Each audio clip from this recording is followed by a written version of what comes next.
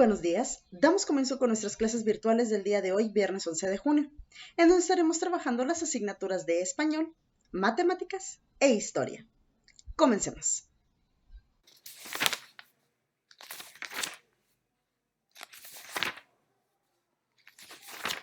Iniciemos con nuestra clase de español y el día de hoy vamos a hablar sobre el tema los textos biográficos, ¿ok? Ya estuvimos trabajando con lo que son las literaturas infantiles, que vienen siendo los cuentos que estuvimos leyendo, ¿sí? Pero cada uno de estos cuentos que estuvimos leyendo tiene un autor. Para eso vamos a trabajar con este tema de textos biográficos en donde vamos a ver ya específicamente sobre la vida de cada uno de estos autores, ¿ok? Para poder empezar a trabajar con esto, primero vamos a leer la biografía de los hermanos Grimm, que se encuentra en la página 141 del libro de texto, ¿ok? Y después, con base en la información que leamos ahí, vamos a copiar y responder en la libreta las preguntas de esta misma página. ¿Ok? Aquí en la página 141 tenemos la biografía de los hermanos Grimm, que dice así. Los hermanos Jacob Ludwig Karl Grimm y Wilhelm Karl Grimm nacieron en Alemania en 1785 y 1786 respectivamente. Ambos estudiaron Derecho en la Universidad de Marburgo de 1802 a 1806.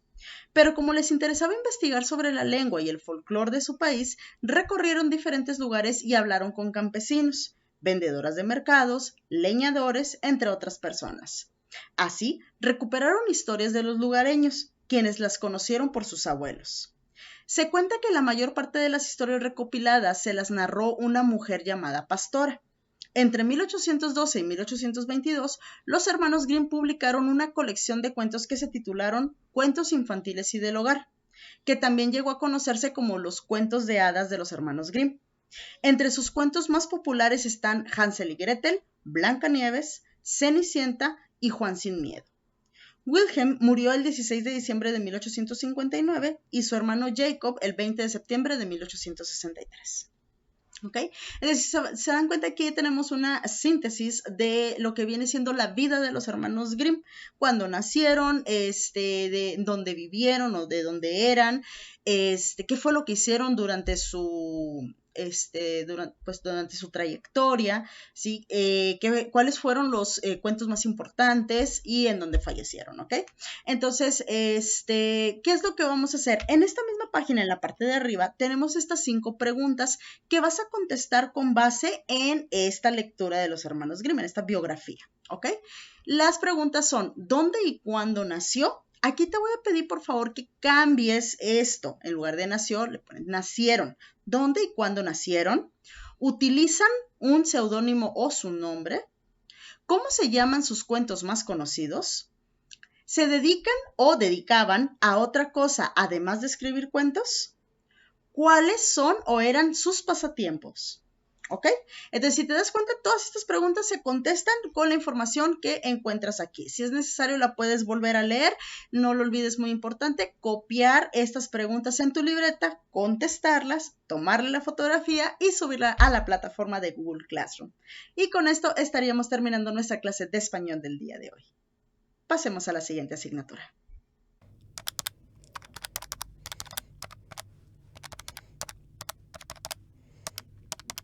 Continuamos con nuestra clase de matemáticas y el día de hoy nuevamente vamos a trabajar en nuestro libro en el desafío número 96 que se titula No basta con mirar. Este lo vas a encontrar en las páginas de las 179 a las 182, ¿ok? Y bueno, vamos a estar trabajando nuevamente con patrones, sucesiones progresivas geométricas. Sí, es muy importante que tengamos que analizar cada una de las figuras para poder contestar las preguntas que se nos solicitan. Tenemos la primera sucesión. Sí, tenemos estas 4 figuras y nos preguntan en el inciso A, ¿cuál es la sucesión numérica que representa el número de cuadrados que tienen por lado las figuras? Inciso B, ¿cuál es la sucesión numérica que representa el área de las figuras? ¿Ok? Aquí por lado me está pidiendo perímetro y aquí pues me está pidiendo el área. ¿Ok? Acuérdate que el perímetro es solamente el contorno o el exterior y el área es todo lo de adentro de la figura. Inciso C, ¿cuál será el área de la figura que ocupará el lugar 5 en la sucesión? ¿Ok? Y el inciso D, la siguiente figura corresponde a la sucesión. Te muestran esta figura, corresponde a la primera sucesión que analizamos, sí o no, y por qué. ¿Ok? Hay que escribir aquí en estas líneas sí o no y por qué. Sí, porque sí cumple con la regla o el patrón o la progresión, ¿sí? No porque no cumple, ¿ok? Y hay que poner porque no lo cumple, ¿sí? O porque sí lo cumple. Muy bien, en la siguiente página tenemos la segunda sucesión. Aquí nos están combinando también colores, ¿sí? Nuevamente tenemos 4 figuras, son cuadrados y nos preguntan en el inciso A, ¿cuál es la regularidad que observan en la sucesión de figuras? Inciso B, ¿cuál es la sucesión numérica que representa el área de los triángulos sombreados? Cuidado aquí, me pide triángulos sombreados, el área de los triángulos sombreados, ¿ok? Y en este caso que son los triángulos color morado. Inciso C, ¿cuál sería el área que tendría el triángulo sombreado en la figura 5 de la sucesión? ¿Y por qué? ¿Ok? La siguiente figura corresponde a la sucesión, sí o no, ¿y por qué? ¿Ok? Parecieran que eran muchas hojas, pero es que los cuadros, los dibujos están muy grandes y bueno, te dan suficiente espacio para las respuestas. Son solamente 2 sucesiones las que estamos analizando, ¿ok? Sí, y bueno, todo esto es con base pues en todo lo que hemos visto durante la semana, ¿sí? Bueno, y una vez que termines, no lo olvides, tomar tu fotografía, subirla a la plataforma de Google Classroom y con esto estaríamos terminando nuestra clase de matemáticas del día de hoy. Pasemos a la siguiente asignatura.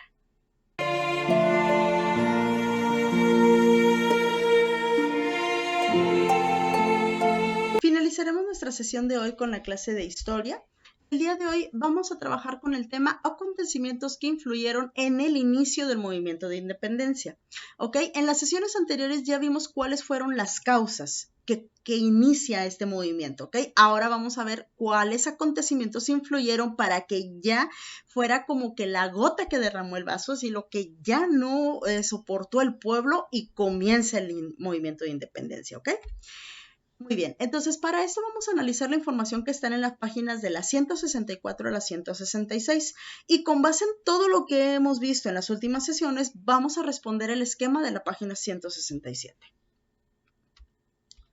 Muy bien, en la página 164 tenemos el tema nacionalismo criollo y vamos a ver qué era esto, ¿ok? Debido a las reformas borbónicas, a principios del siglo XIX, muchos españoles concentraban el poder y la riqueza. Sin embargo, con el tiempo, los criollos, inconformes por no tener acceso a los altos cargos del gobierno y de la iglesia, comenzaron a disputar el control del virreinato, argumentando que ellos tenían mejor conocimiento de Nueva España y, por tanto, más derechos que los nacidos en España. Por su parte, los nacidos en España defendían su poder, lo cual causó tensión entre ambos grupos que aumentó cuando la invasión napoleónica a España generó, básicamente, 2 posiciones opuestas entre españoles y criollos sobre la organización política del gobierno novohispano. ¿Ok? Hasta aquí. ¿Sí? ¿Qué quiere decir todo esto que leímos? Que acuérdate que teníamos a lo que son los españoles y los criollos, ¿de acuerdo? ¿Sí? Y aunque los criollos tenían sangre española, no estaban de acuerdo al 100% con la forma de gobernar de España. Entonces empieza a haber esta posición opuesta entre españoles y criollos, porque los criollos no estaban de acuerdo con los españoles y pues empiezan a haber estas disputas, ¿ok? Muy bien. Por una parte, en el Ayuntamiento de México, los criollos sostenían que la soberanía recaía en el pueblo y, por tanto, los habitantes de Nueva España podían decidir cómo gobernarse en ausencia de Fernando VII, por lo que se propuso organizar una junta de representantes de cada provincia novohispana.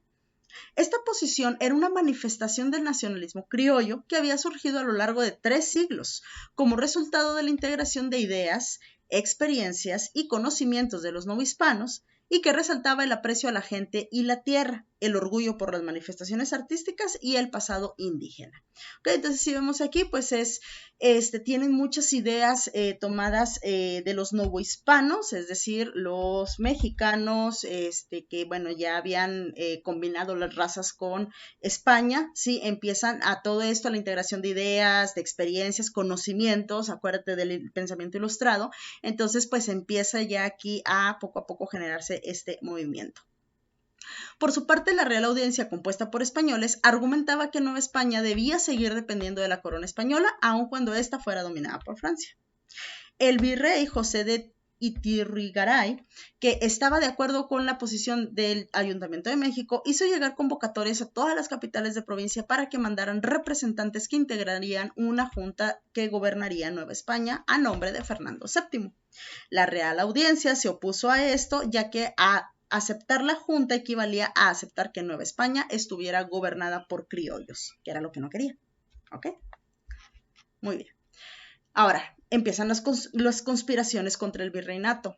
La Real Audiencia no estaba de acuerdo con la junta convocada por el virrey, por lo que los españoles opositores que vivían en la Ciudad de México se apropiaron violentamente del gobierno. ¿Ok?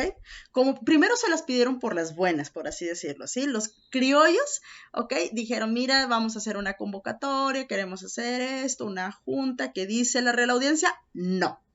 Entonces, como dijeron que no, y ellos esperaban un sí, pues dijeron, bueno, no nos vas a dejar, lo vamos a hacer a la fuerza. Y lo hacen de manera violenta, ¿ok? El 15 de septiembre de 1808, a medianoche, alrededor de 300 hombres entraron al Palacio Virreinal y apresaron al virrey, a su familia y a los jefes de ayuntamiento de la ciudad. Al fracasar el intento de conseguir la autonomía, los criollos empezaron a reunirse y organizarse para conspirar y derrocar al gobierno virreinal en algunas ciudades de Nueva España, como Puebla, San Luis Potosí, Celaya y el pueblo de Dolores en Guanajuato. A mediados de 1809 se descubrió una conspiración que había sido organizada en Valladolid, hoy Morelia, por José María Obeso y José María Michelena, a quienes se les perdonó la vida a pesar de haber conspirado contra el gobierno. ¿Ok? Entonces empiezan estas conspiraciones contra el gobierno, ¿sí? En busca de la autonomía, es decir, ser independientes, ¿de acuerdo? En ese mismo año, Ignacio Allende organizó una junta secreta en San Miguel el Grande, en Guanajuato, actualmente San Miguel de Allende, con la intención de crear un congreso que se encargara de gobernar en nombre de Fernando VII y sustituyera a los españoles de sus puestos de gobierno. Si se fijan, siguen intentando, ¿ok? Siguen intentando quitar del gobierno a los españoles, ¿ok? Para ese momento había una amplia red de conspiradores, siendo la ciudad de San Miguel el Grande un punto estratégico en el que Ignacio Allende, el líder más importante de los conspiradores, estableció un cuartel. Se dice que contaba con cerca de 3,000 aliados en la Ciudad de México, Celaya y Guanajuato. ¿Ok? Entonces, aquí empezamos con Ignacio Allende, uno de los héroes de la independencia, ¿sí? Si te das cuenta aquí, él comienza con estas conspiraciones. En 1810 se organizó una conspiración en la ciudad de Querétaro, la cual fue encabezada por Ignacio Allende, Miguel Domínguez, José Ortiz de Domínguez, Juan Aldama y Miguel Hidalgo. La conspiración de Querétaro fue denunciada ante las autoridades virreinales, quienes ordenaron la búsqueda y el arresto de los conspiradores. Pero antes de que fueran arrestados, José Ortiz de Domínguez logró mandar un mensaje de advertencia a Hidalgo Allende y a Juan Aldama, quienes se dirigieron al pueblo de Dolores para reunirse con Miguel Hidalgo. Ante la crítica situación, los conspiradores decidieron empezar la lucha armada. Así inicia el movimiento que se conseguiría la independencia de México en 1821. ¿Ok? Esta es un suceso muy importante, ¿sí? Que ocurrió en esta época, cuando José Ortiz de Domínguez se junta, ¿sí? Con Ignacio Allende, con Miguel de Domínguez, con Juan Aldama, ¿ok? Se juntan todos, se están poniendo de acuerdo cómo van a empezar, pero al momento de que se están poniendo de acuerdo, alguien de los españoles ya se había dado cuenta, ¿sí? Ellos ya sabían que los iban a atacar. Entonces, ¿qué hacen? Bueno, antes de que nos ataquen, vamos a arrestar a todos. Y mandan a personas, ¿verdad? A la ley, mandan a arrestarlos. Entonces, José Ortiz de Domínguez se entera que ellos ya se habían enterado, ¿sí? De lo que estaban ellos haciendo sobre la conspiración. Entonces José Ortiz de Domínguez le dice, ¿sabes qué? Manda un mensajero y le dice, ¿sabes qué? Ve y avísale a Ignacio Allende y Juan Aldama, por favor, ve y avísales que ya se dieron cuenta. Diles que tenemos que iniciar ya. Por eso, la independencia inicia en una madrugada, ¿ok? En una madrugada, Miguel Hidalgo toma el estandarte, ¿ok? Y se dirige hacia el pueblo diciéndoles de que tienen que levantarse en armas de ya. ¿Ok? Así es como comienza el movimiento de independencia. Muy bien. Entonces, aquí en la página 167 te comentaba que está este esquema que necesito que contestes. ¿De dónde vas a obtener las respuestas? De todo lo que hemos visto desde que iniciamos del pensamiento ilustrado hasta estos últimos temas que vimos en la clase de hoy. ¿Ok? Entonces, ¿qué es lo que vamos a escribir? Vas a escribir la respuesta a esta pregunta. ¿Por qué estos acontecimientos influyeron en el inicio del movimiento de independencia? ¿Ok? Y aquí vas a poner tu respuesta. No es necesario que lo copies a la libreta, ¿ok? Lo puedes contestar aquí en tu libro. ¿Sí? Entonces, necesito que me digas el por qué, cuál fue esa razón, ¿sí? De que estos acontecimientos influyeran en que se iniciara el movimiento, ¿ok? Y bueno, en esta parte donde dice económicas, políticas, sociales y culturales, ¿sí? Son acontecimientos de cada uno de estos rubros que ocurrieron para que todo nos llevara a lo que es el movimiento de independencia. ¿Cuáles fueron las causas políticas, económicas, sociales y culturales? ¿De acuerdo? Sí, y las vas poniendo aquí en estas líneas, ¿ok? Puede ser 2, 3 palabritas, algo muy breve, ¿sí? Y bueno, cuando lo termines, no olvides tomarle fotografía a tu libro, subirla a la plataforma de Google Classroom y con esto estaríamos terminando nuestra clase de historia del día de hoy. Hemos concluido con nuestras clases virtuales de la semana. Agradezco muchísimo tu atención. No olvides enviar tus evidencias a nuestra plataforma de Google Classroom. Y recuerda, quédate en casa. Que tengas un excelente fin de semana. Nos vemos el lunes.